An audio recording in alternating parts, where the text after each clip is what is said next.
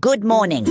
Welcome to the world of conscious positive thinking with MJ, where your thoughts become your power and your mindset becomes your compass. MJ is here to guide you through a journey of self-awareness, emotional mastery, and empowered living. Find us on the web at mbradio.us. Want to make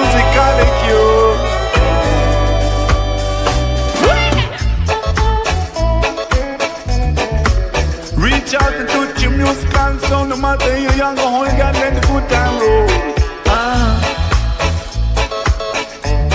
But until you say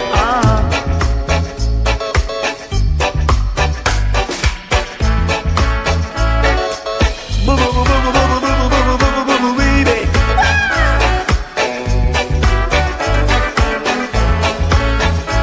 Right on.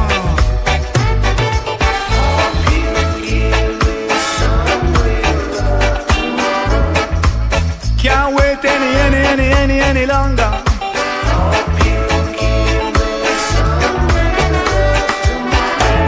My love cannot linger.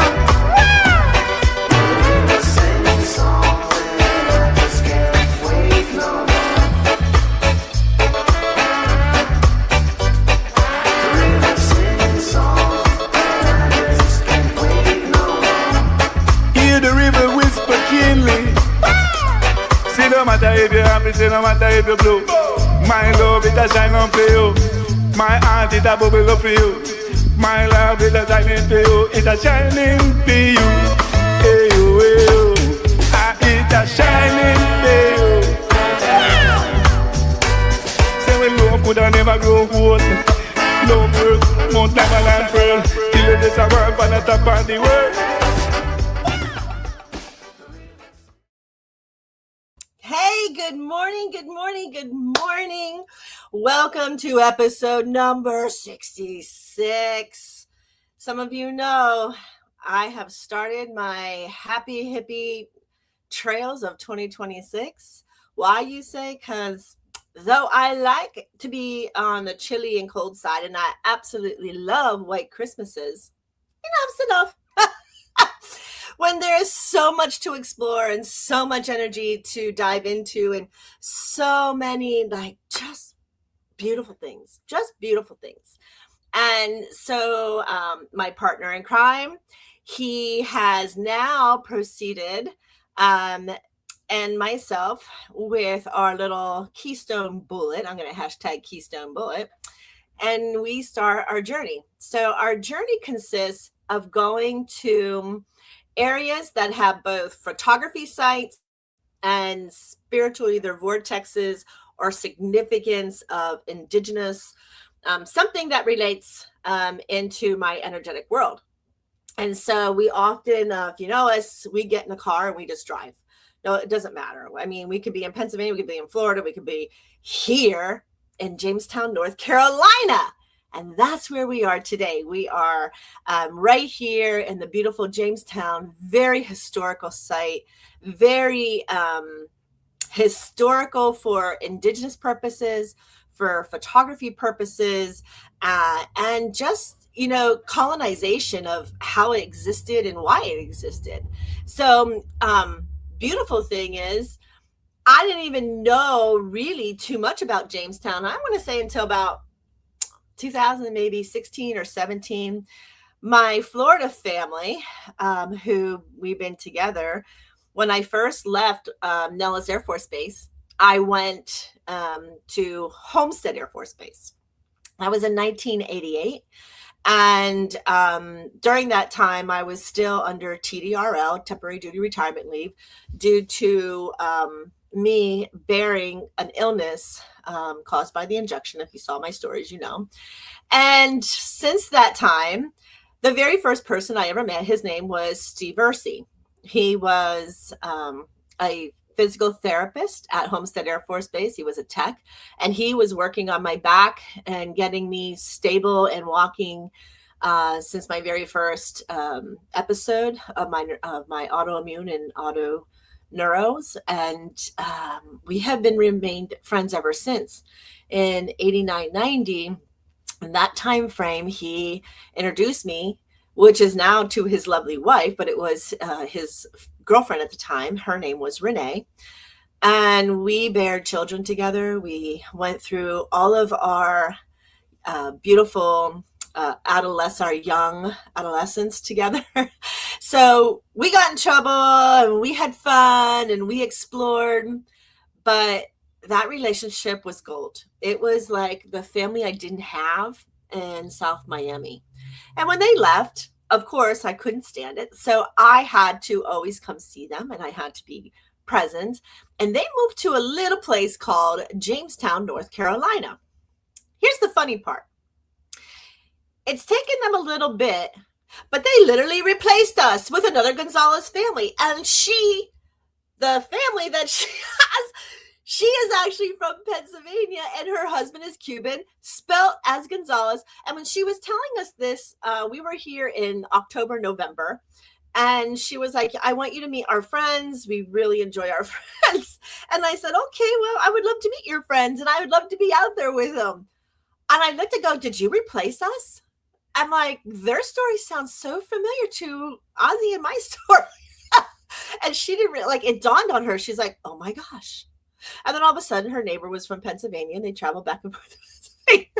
So I was like, you really replaced me? And she goes, no, I didn't. So it's funny how things work out. But every time we came here, or at least me, there was always something that was so, I don't know, spiritual. You know me. And I'm like, this is beautiful. Like the energy is beautiful. The indigenous energy is beautiful. The land's beautiful. And it was just a homey feeling that to be with her.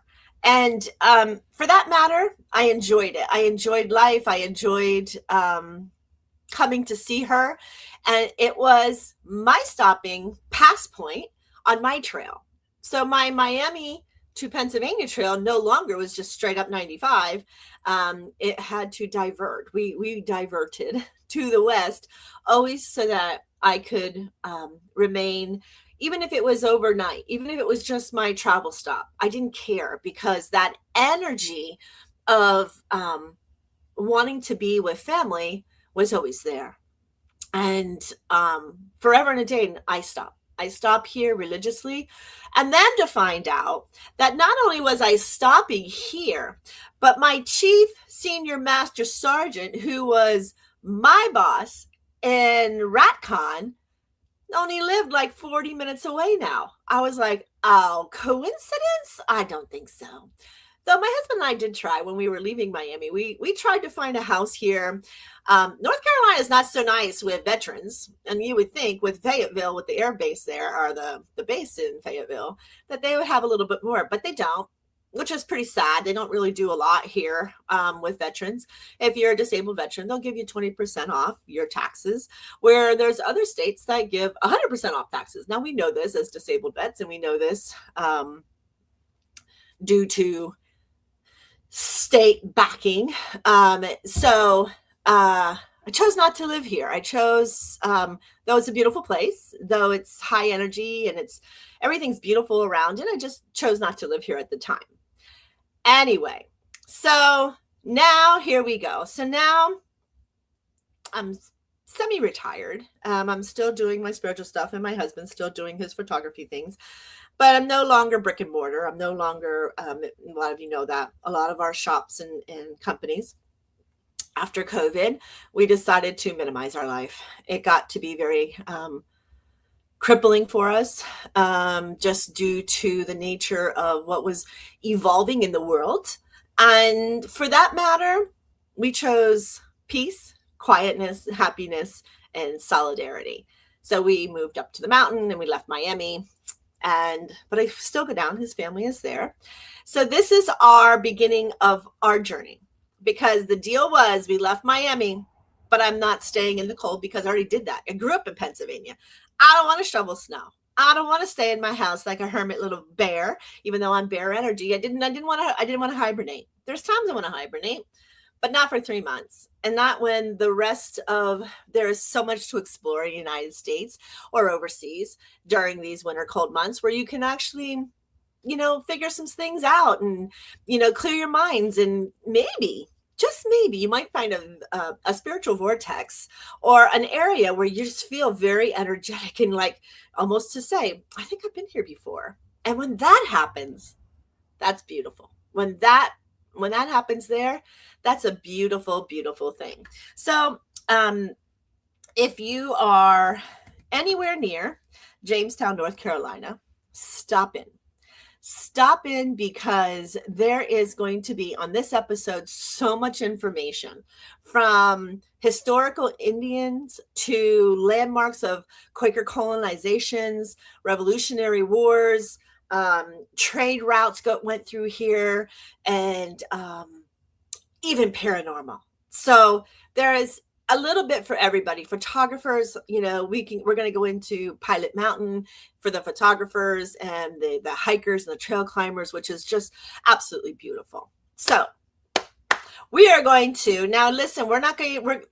My commercials are going to be my intro, because Spotify and YouTube are having their panties in a fire with copyright laws, with anytime you put a beat up now, they're having issues. So we're trying to figure this all out. And that's not my department, but that is NBR. So now when we're going to take a little bit of radio breaks, because people having to use the bathroom, like me.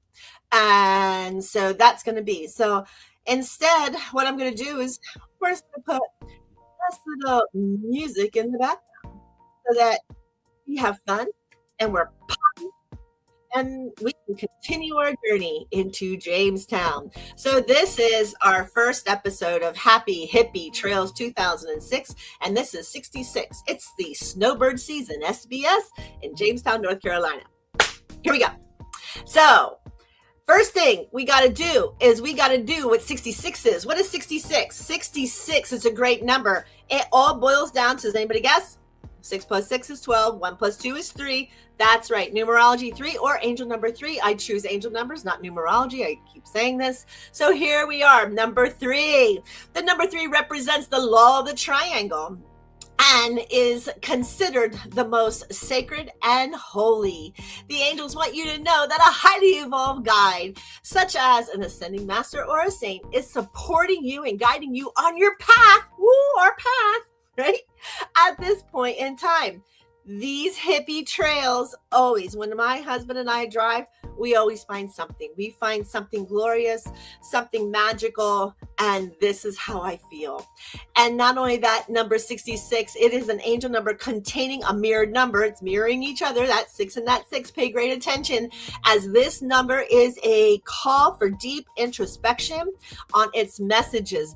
And I'm so happy. So that means I must be aware. Right now, I'm going to become aware of whatever in Jamestown wants my attention. Maybe it's Lydia. Who's that, you say? Stay tuned. You're going to find out. But our angel power word today is home. Feels like home when I'm here with my friends from 1988. Home. This is home. This just feels good. It's like visiting my mom or my sister. It just feels good. My sister from another mother and my brother from another mother. But this feels home. And what does the 66 actually mean?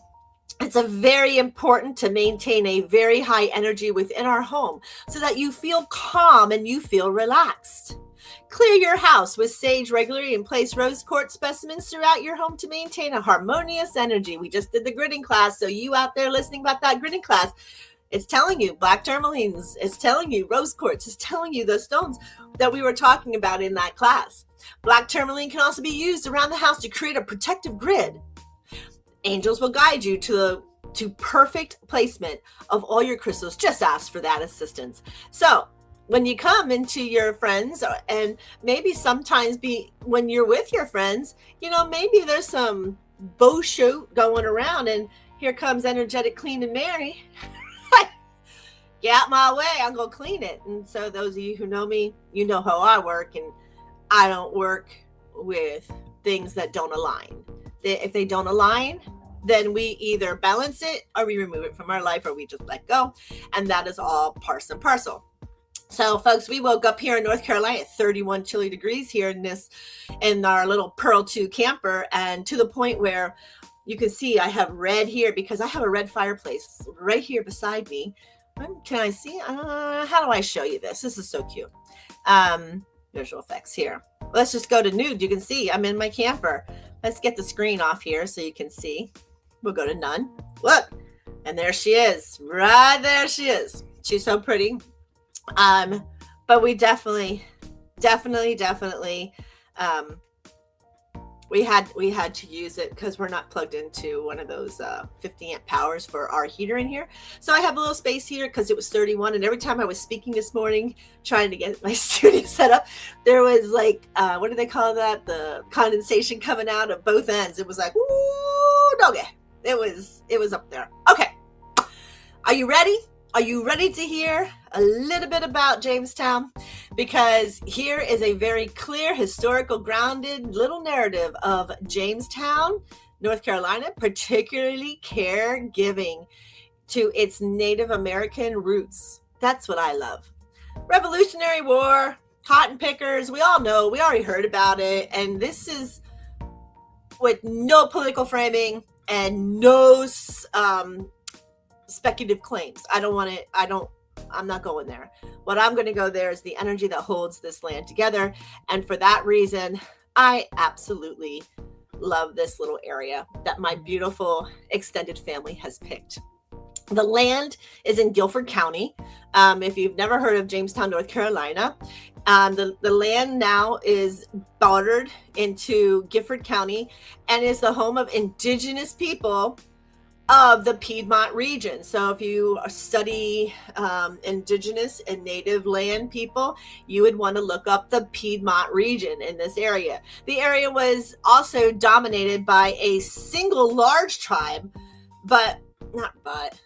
rather than like Susanian speaking people who lived in small villages connected by trades, kinship, trade, kinship, and seasonal movement. Wow, doesn't that sound like the Ursies for me? That's my, I'm like, wow, look, you just moved into that energy for me. You see how just everything's so beautiful. It always connects, and it's always a validity of everything connecting for the highest good or the highest purpose.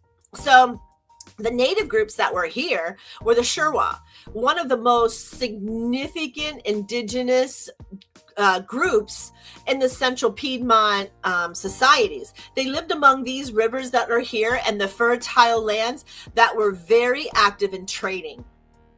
The Kiawu, I mispronounce these names because I've never heard of them, but the Kiawi, but we're going to study them. That's why we're here.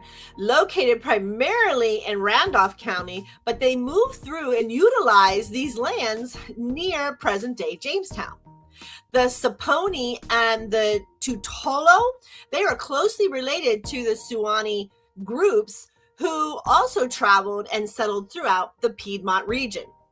So these people, back a long time ago, before a revolution and before all the crap, it was a practice agricultural, corn, beans, squash. They hunted deer and small game as their protein. They built earthen homes, or what they call the bark cover. So they would strip the barks from birch trees and from big oaks and stuff, and they would have bark cover structures. They used established trading paths, and Jamestown happens to be one of these paths that went through here, some of which later became even the colonial roads that we'll find out a little bit later. But by early 1700s, disease, displacement, and pressure from the European expansion severely reduced native populations on this coastal, on this area, on the colonial sides. And many survivors merged with other tribes. And then they moved northern, or they moved more in westward, where they were more absorbed in or colonial societies. Some of the colonial societies actually, absorbed some of them. So the Great Wagon Road in the early European countries in the 1700s, these trading paths that went through here became the wagon roads. So if you're back in the wagon road countries in the 1700s, Gypsy Trail, right? Here we are. Then you have your native Indians. They were the long ago before the Europeans were here. You have your German, your Scottish, Irish, and your English settlers that kind of pushed them all out. And then you got your Moravina missionaries and craftsmen, which there is a little area where my senior master sergeant, who actually lives close, they live closer to that area, which is amazing to see, because what I love about North Carolina and this area and this Piedmont area is they preserve a lot of things, and understandably, because they really don't get too many tornadoes or too many hurricanes through here. So stuff west North Carolina can get preserved very, very easily, and the land in itself, caretakers of that, as long as we keep the moss and we keep them clean, then these buildings are here forever. So the Moravinas traveling between Bethabara, Betharia, and Salem passed right through Jamestown. So over by Salem, North Carolina, not Salem, Massachusetts, but Salem, North Carolina, has that same intuition of the Hometics, right? It's the same thing when they came in. It was that subdivide between the Indian culture and the Quaker culture, and what the Quaker women would pick up from the actual native women of how to do things, right? Kind of spooky, right? Because then you go to Salem, Massachusetts, and all of a sudden women's not allowed to know anything, off with their heads or stoning them or whatever. So we have placement. We have standards of where things came from, which is amazing. So let me tell you a little story now that I like, because I like to groom everything together. So what I did is we're composing like a more spiritually grounded retelling of Jamestown, North Carolina. And it's all centered on Indigenous stewardship and reverence for the land and the continuity of the spirit of the land, rather than the conquest or the rashurs that everybody wants to, now have issues with. But look at, we evolve. We have to go through these things so that we can evolve, right? Right? Some people are like, I don't think so, MJ. But yeah, you'll get there. You'll see it. Someday you'll be like, oh, there's the light bulb. We have to be today, and we had to exist into the debacles in order to learn the life lessons to move forward. It's those who go through life with blinders on who don't want to see history to understand. That's why they always say history repeats itself. It only repeats itself for those who haven't learned through somebody else's experiences, because we can learn from somebody else's experiences if we keep the books and we keep the paperwork and we keep all that upset people, right? If you get upset, you're throwing it away, you're discarding it, but then nobody ever learns that practice. So then we have to learn it all over again as a whole or in society. So this area, I love. This area is really proven for me to just be so much fun. So let's start with this beautiful helmet. We have 23. Oh, before we do this, let me just take a quick break. All my breaks are going to be just commercials and kind of motivational duck, our beaker mascot, little clips. So give you one of the newer versions of my commercial. Hold on. Good morning. Welcome to the world of conscious positive thinking with MJ, where your thoughts become your power and your mindset becomes your compass. MJ is here to guide you through a journey of self-awareness, emotional mastery, and empowered living. Find us on the web at mbradio.us. Want to make Yeah, man. Just feel it. Let it flow. Peace and love in the air, you know. Woke up with the sun on my face. Breathing deep in this holy space. Feeling good, no need to race. The rhythm of life moves at its pace. Good vibes rise like smoke in the sky. Love in our hearts, no need to ask. That's why. Dance with the trees, sing with the breeze. The world of conscience puts the mind at ease.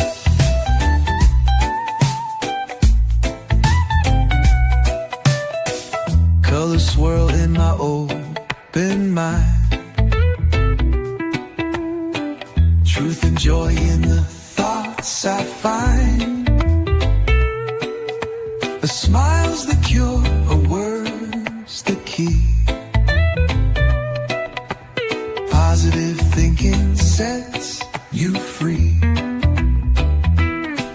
Dream big, start small, but most of all, start.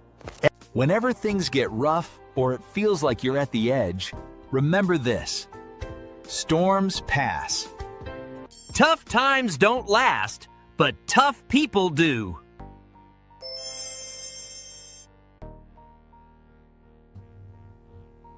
All right. Okay. Are we ready for story time? We're back.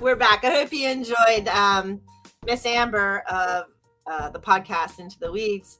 She assisted in that music and getting it up. And so we're getting there. So I hope you enjoyed a sneak peek. So here we go. The story, The Land Remembers. Land has memory. We did just a cup of water. Water has memory. So does land. So do our trees and everything around us. It's all energy that has memory. So before there was a name, before fences and roads or deeds, this land knew itself. The rolling Piedmont Hills, where Jamestown's now rests, were once part of a living, breathing network of native nations who listened to the earth as a teacher.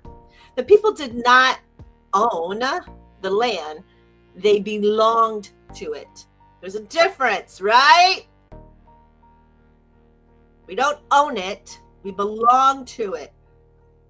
The first stewards of the land.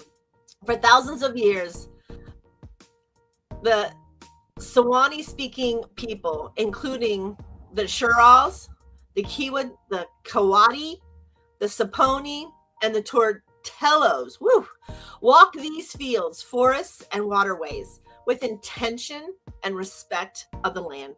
They understood the land as relative, but not resource. It was relative. It was theirs. It felt family-ish. They didn't use it as a resource. Okay? They planted the three sisters, corn, beans, and squash, stewardships of the land, in harmony, each supporting the other. They followed the deer with gratitude and thankfulness. They gathered medicines with prayers. The rivers and the creeks were not obstacles, but veins of mother carrying life and story. The paths that they walked were not random. They were energetic lines. They were trade routes. They were ceremonial crossings. The ways the land taught humans how to move without harm. Many of these paths still exist today beneath the asphalt and a lot of the buildings that you see. But remember, our land has memory as well as our water has memory. It's a memory conscious. So, disruption without departure. When European settlers arrived, the native people did not vanish. They were pushed, pressured, scattered, and wounded by disease and broken treaties. But their spirit did not leave the land, nor did the land leave their spirit. Some tribes moved north, some moved west, some just moved further in, and then some merged with neighboring nations. Some stayed very quietly, woven into colonial society, taking their place as land ownership and land stewards. Yet the songs, the prayers, the guardianship remained embedded in this soil, the wind, and the trees. As an energetic and a spiritualist, you feel these things in this little area. My friends, they're very religious, but not, they're very Christian, but they're not into the spiritual nature. They absorb it. They like it. They understand where I come from with it.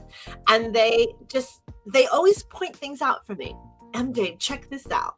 MJ, what do you think about this? It is that presence. It is that omnipotent of energy that fills, my soul when I come and thank them, going, wow, what did you find here? Such a miracle. And I love sitting and meditating in that. And you can hear almost song in your ear. You can hear the guardianship saying, this is not my land. I'm just stewarding it. You can hear this. And it's just the land remembers who loved it. The land will always tell you who we are and what it is that we love. So since all these tribes were moving around, those remain the consciousness of this land. And I call it conscious positive, right? Why? Because it embraces you like a hug. When you have a conscious positive mindset with no negative demeanor, but always trying to find balance, the land holds you and hugs you. Trust me. You take your hikes or your walks. When you're just hiking, you feel how beautiful the land is around you. You allow your mind to feel that, let everything go. Hence, this is my path, right? So the wagon trails, the path, I find a lot of solace in that. I find a lot of comfort, and almost like multi-dimensionalizing, saying, was I through here in the 1400s or the 1700s? I must be, because it seems very familiar. This energy feels so familiar. Even without my friends near me, if they're at work, I still feel this overwhelming, I've trekked through here before. So now we're going to go to the arrival of the new hands that came after the natives. So, the Quakers, right? Those beautiful Quakers whose settlers later arrived. People who, in their own way, sought peace, simplicity, and community. They farmed gently compared to other colonial systems. They listened more than most did here.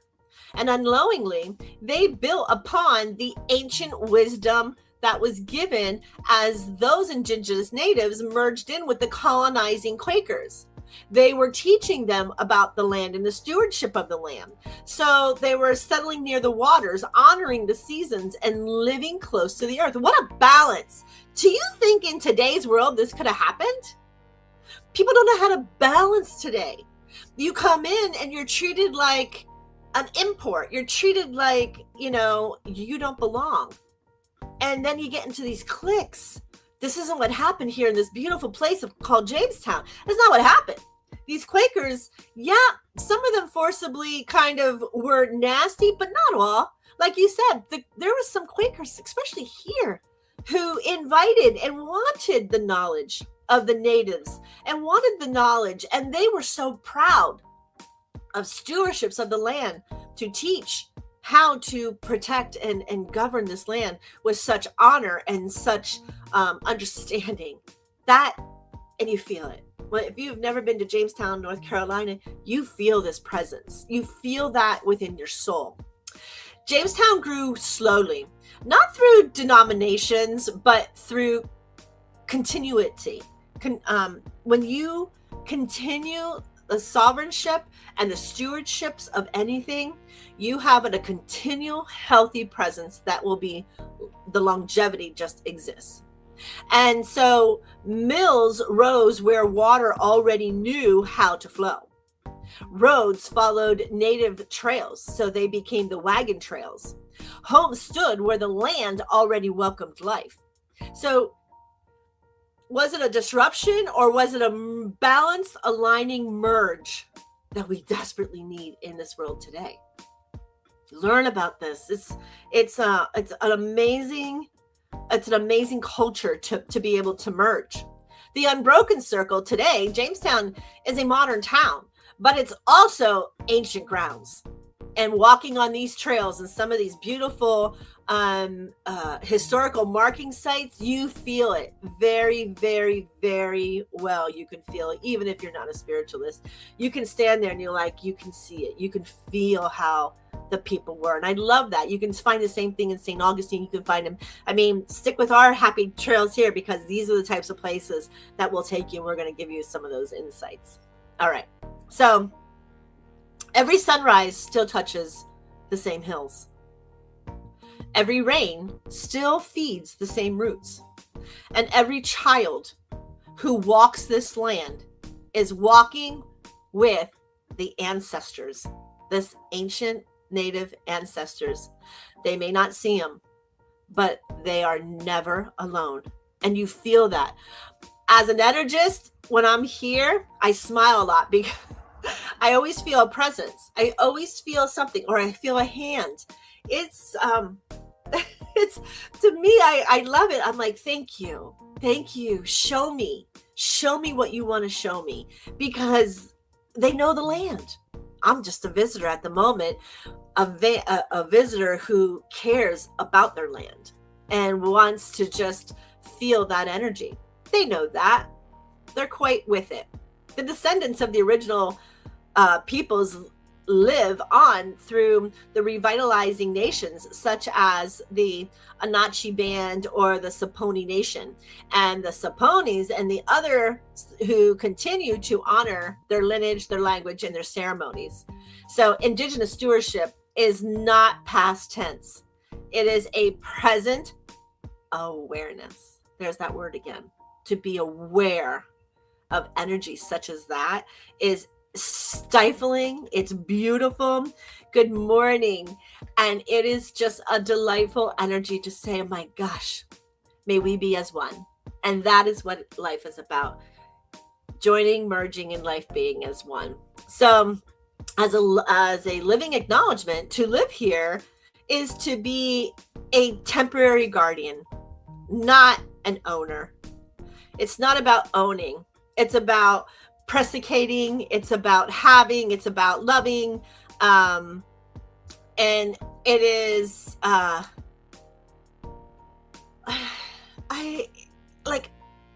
look at it like my friends. I go, you're planting beautiful tulips and you're planting these things for the beautiful deer to eat them. And that's stewardship of the land. Even though she's like, no, I didn't. I go, it's okay. Look how you are being a sovereign to your land. And then she built a beautiful pond to recognizing the water and the lands together. And I tell her things and she's like, I built it because I like my fish. I go, do you see the perspective? I love perspectives with so many things, because it's that perspective that just gives a friendly appetite and a vulnerability back into, nature. And I just love it. It's just who I am. Anyway, so we honor the first people who knew about the land by heart, the ancestors whose prayers still hold the soil, and the spirit of balance that asks us to walk gently. May we remember that the land here does not belong to us. We belong to the land, not the other way around. And many Jamestowners here continue to be a place where memory, spirit, and responsibility walk together. Isn't that fun? So I just gave you an overall kind of thing about Jamestown. So now we're going to go to why of Jamestown. And the whys of Jamestown is kind of fun, because when you come back to the beginning of Jamestown was the name in itself. I'm going to show you here. So in the early European contracts and settlement in the 1700s, the trading paths became the wagon roads. So the native Indians in the 1700s who created those paths that they made for their life support became really common in the 1816, when Jamestown was formally named and settled by James Mendenhall, an influential Quaker settler and landowner. Quakers were among the earliest Europeans here, as I told you, who some of them disrupted the flow of the natives and some of them didn't. But it all happens. Just like Julius Caesar, just like the Vikings, they are conquering and expanding for evolution purposes. It is not for anything else. It was a taught and sought. And as we grow on this beautiful earth, we realize nothing belongs to us. We are allowed to enjoy it. We were granted the rights to be here, and we need to cherish her. And that's this feeling, this Quaker influence that came in. They did favor peaceful land acquisitions, community governances, farming, and craftsmanships. Again, some of the Native Indians merged into colonialization with the Quakers. That's why I think some people who are here in the United States, when they say that they have ancient roots, they probably do, right? So the original Quakers to the Native, they call them Native Americans, but they're really not even Native Americans. We realize that, right? Because they were from Canada, and they came across from Russia into the Arctic. They had a long trail. So even the natives aren't really natives. Isn't that amazing to know? Because a lot of people go, oh, they were here first. No, they were nomads. All Indian nations were nomads. And you can't call their land because they didn't even call their land their land. They sacrificed for the land, right? Because the land was their god. So they sacrificed themselves as the land carer on some of these tribes to make sure that everything was okay for them to be there. Amazing again how that worked. Too bad, sometimes in our society, we can't see that. We get very possessive. You're not going to take my house. What do you mean share my house? I get that. But then I don't get that. We share. It's not your land. By contract, by man, it is your land. But if you were a sovereignty being of Earth, it's not your land. You're allowed to use it. Mother Earth is Mother Earth. Remember that. Because there's going to be some of that coming up. The old song, this land is your land, this land is mine. Right? Remember that song back in grade school? Anyway, so the Quakers, their presence shaped Jamestown's early culture, emphasizing order, education, and civic responsibility. Remember, Quakers were very Christian-oriented. Unlike the coastal North Carolina, Jamestown grew very slowly with intention, centered on farming, milling, and trade rather than the plantations. They weren't about these big plantations with slaves here in Jamestown. It was more trade. It was the wagon trails. It was the trade paths. And this made Jamestown what it is today. So in the 19th century, as Jamestown grew, a market town for all local farmers. It's funny, when I come here, there's a really big, it's called the Moose Cafe. I don't know the little area, but there's a big farmers market every weekend. Still with trading of their produce, still with trading of artisan goods, still trading out, right? Isn't that fun? And as we go, it's just quite possibly, it could be on that wagon trail. Who knows? We're going to find that out too as we get through. So later developments here in Jamestown, including the textile mills, right? The furniture manufacturing. Jamestown is really big for furniture manufacturing plants. Rail access, which increased trade and population. Jamestown always remained smaller and more residential compared to like High Point or Greensboro or Charlotte or, Nags Head. They're preserving this town centered on its true identity of who it is and what it was. So the legacy of the Indians, though there was no federal recognition, tribes remaining of those headquarters in Jamestown, the indigenous legacy persists through place names. The names of indigenous are all over the place. Like, you just know it's a native name. Architectural evidence all over the place. Old trading paths beneath modern roads today, you can still see some of those. And the oral histories of the Piedmont tribes. Many descendants of the Siouanian people today are connected to still the Saponis or the Oconee band of Saponi nations. Other revitalized Piedmont native communities in North Carolina and Virginia, very heavily in its native roots. So In summary, before we go into now all the little areas, Jamestown, North Carolina stands on land shaped by thousands of years of indigenous presence. The Suwanian-speaking people who live sustainably on this Piedmont area. The Quaker settlers who established a peaceful agrarian town followed in pursuit of the Sewanee-speaking tribes that were here and those who merged with them. It was a crossroad history like native paths and wagon roads and those rail lines now. As we develop, it went from horse and foot to horse and wagon into the trade routes of our old Model Ts into the rail lines. And it's still that way today. It's not a story of conquest, but a layer of history to show how it evolved naturally, organically, and given the land its stewardships. So where native foundations and colonial settlement, the modern community today, all coexist in that land itself. My friends moved here in 2016. They're almost here 10 years. This summer, I think, is 10 years for them, their anniversary to be here. And she's kind of like me, is she wants to go to all the little harvest festivals and all the historical places and really figure out where she's living and the energy that it holds. And I love that. That just kind of warms my heart, because then I get that fulfillment. I get to have that need. So I was a pass-through, right? I was one of those who were on that established of having that be on my trail. I told you, when she lived here, I no longer straight 95. I had to have the trail.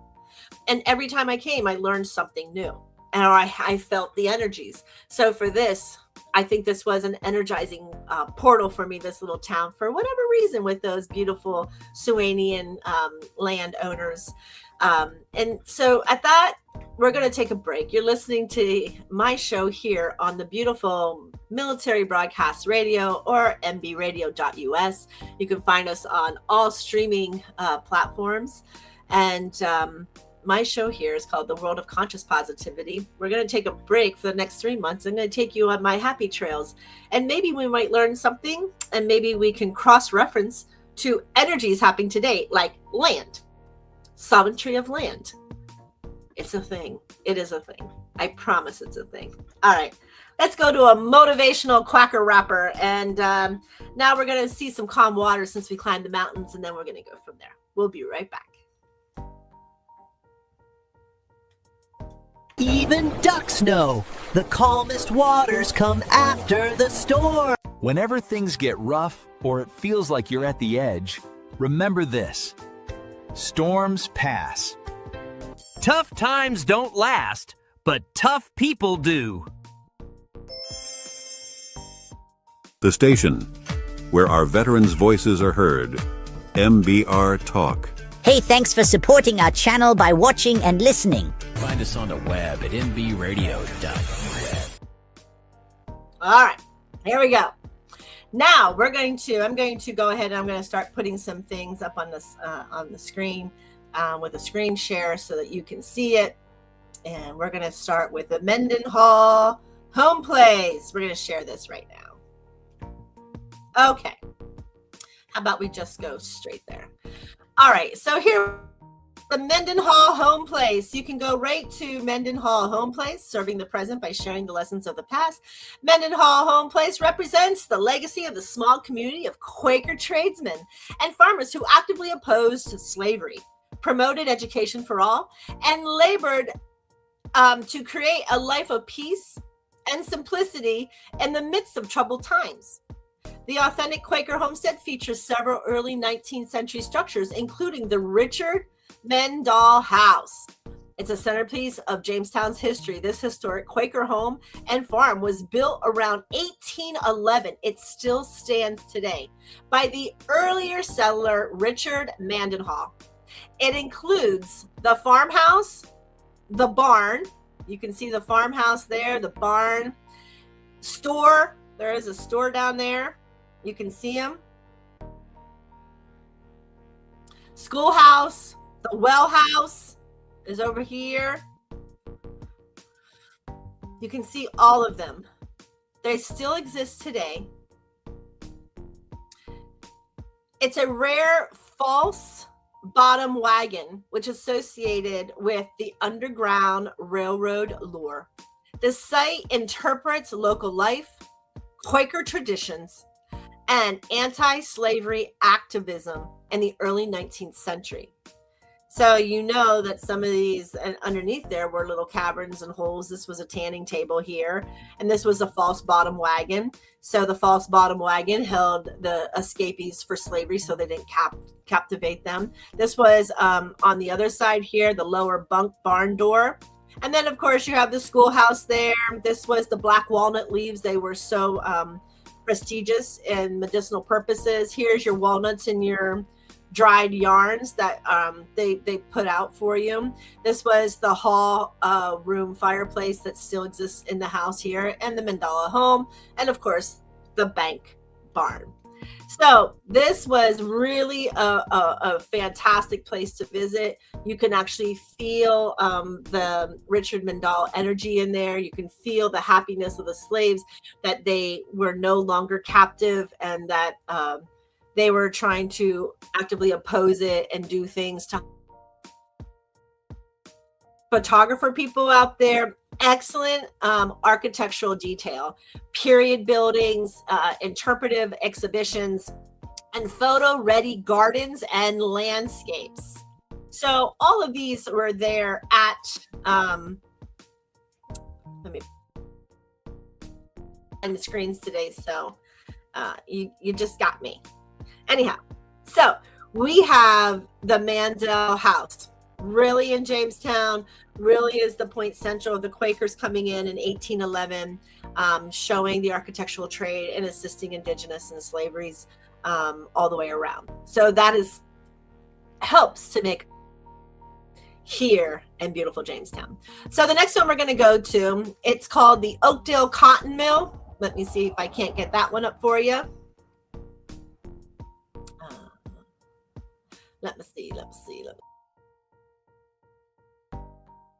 The Oak Ridge Cotton Mill, the historical textile mill, it was surrounding the village date in the late 1800s and represents the industrial era of the region. The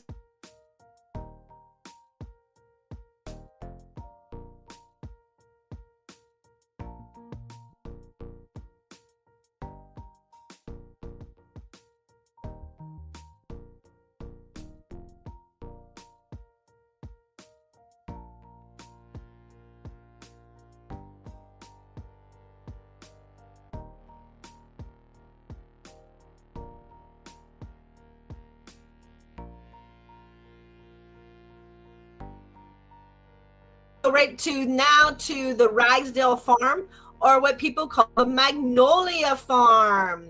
Here's your Magnolia Farm. Here you can see it. You can put Ragsdale Farm, Magnolia Farms, Jamestown, PA.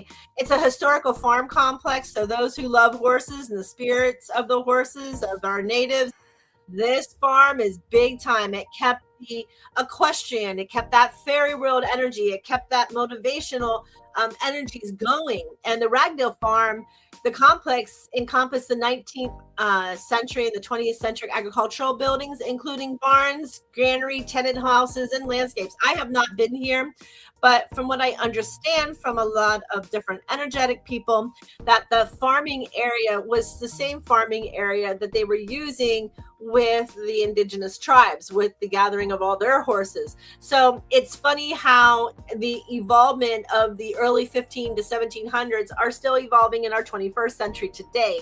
And the farm blends agricultural history with rural activities and rural architecture that is done today. So it's a for photographers, it is look at this picture here, the Magnolia Farm, this with the snow. I mean, sometimes you have snow and sometimes you don't, but this one in particular I loved because that's what you see when you go by there. And it is a perfect for like rustic photography and understanding the traditional Piedmont farming lifestyle. They kept the Piedmont gatherings of the indigenous and the natives and their farming culture. So this was really a pureness in